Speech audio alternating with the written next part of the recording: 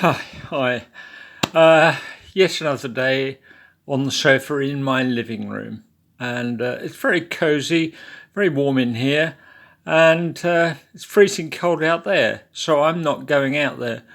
Uh, but I've been thinking hard about what kind of benefits there might be from this type of weather, if any, apart from catching up on your TV watching, of course.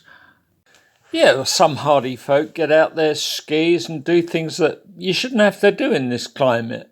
And kids love it, of course. They build snowmen, have snowball fights, slide down hills on their sledges, and maybe even have a day off school. But I'm really more concerned with people like me, growers. If your soil is a heavy clay soil like mine is, when you do your digging in the autumn, you turn up big clumps of clay, and the frost, the action of the frost, freezing and thawing, can actually reduce that down to a fine crumb, which makes it ready for planting. Also, the cold weather will help to sterilise the environment, kill off some of those invasive species that have crept in, and things like aphids and apple moths and so on will suffer from the cold, and your plants will have a better chance next year. Well, those are two obvious advantages, but is cold weather in itself a bad thing? And I think the answer is yes and no. If you wish to characterise English weather, it would best be described as changeable.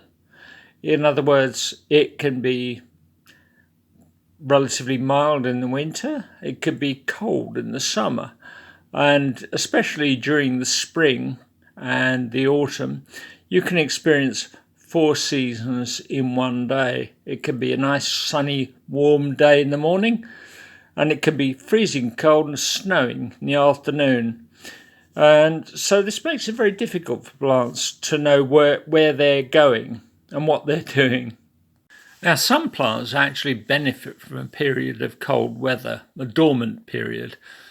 Commercial growers of strawberries, for example, put their plants in a fridge over winter to make sure they're nice and cold. Fruit trees, apple trees, for another example, they're quite happy. They don't mind it being -10, so long as when it warms up, it stays warm. So they can start growing and carry on growing.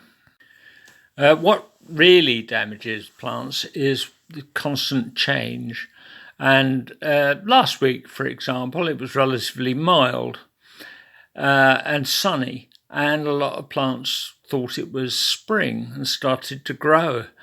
This week, they're all going to get a shock and die back.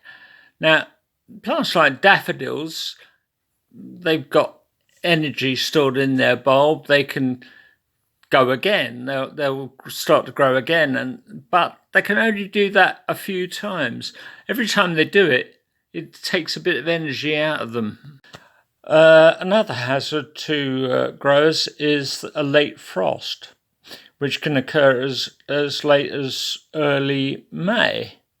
Or in fact, even one year, I remember it snowing in June, although fortunately that was a rare event.